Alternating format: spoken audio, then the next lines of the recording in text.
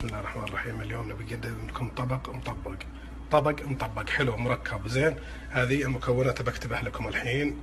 وعندنا ملح، فلفل، هذا البيض 4 حبات على حسب الرغبة، عندك ناس واجد حط واجد، والبصل هذا مقطع، عندنا كاري، فلفل اسود، وعندنا ملح، وهذا الورتل. طبعا المقادير اللي عديتها كله ما في فلفل احمر حار، طبعا على حسب الرغبة، انا بحط شوي وانتم كيفكم. هذا زيت زيتون. بالنسبة للبيض نكسر على واحدة نحطه بهالطريقة ذي عشان ما تخرب باقي الطبخة علينا، ممكن تطلع خربان. مثل ما تشوفون نزلنا الملح والكاري والفلفل الأسود ونحرك فما يختلط. طريقة فحص الزيت، ننزل قطع صغيرة، إذا شفنا زي كذا خلاص نقول أوكي تمام الزيت. الحين نزل البصل نطبق، تراه نتابع. شفتوا البصل خلاص لا تحمر، نحط هالالوان الحلوه ذي كلها ونخليه خضر على نفسه ياخذ راحته. شفتوا البصل خلاص لا تحمر، نحط هالالوان الحلوه ذي كلها ونخليه خضر على نفسه ياخذ راحته.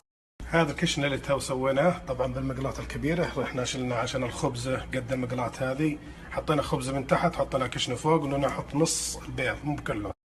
ونفس الحشوة الأولى اللي سويناها من فوق، شلنا الحشوة حطيناها هذه من فوق. وعندنا أي نوع من الأجبان حطونا، حطيت شيدر وموزاريلا. شفتوا الأجبان اللي حطيناها هذه، أي نوع من الأجبان عندكم حطوها. أنا حطيت موزاريلا وحطيت شيدر. تقريبا انتهى تخلص، بقي من فوق هذه خبزة وندخله بالفرن بس من فوق. الفرن مشغله 10 دقائق تقريبا انتهى تخلص، بقي من فوق هذه خبزة وندخله بالفرن بس من فوق. الفرن مشغله 10 دقائق. واللي ما عنده صينية تيفال يزبط الاختراع، فكيت اليد ودخلته بالفرن عشان ما تخرب ولا تحترق. ونقول باي باي، شعارنا آخر. ونقول بسم الله ونوريكم شكله. طبعا ما توكل أبد مع خبز، لمبة خبزتين تكفي، الخبزتين اللي حطيناهن توكل سادة.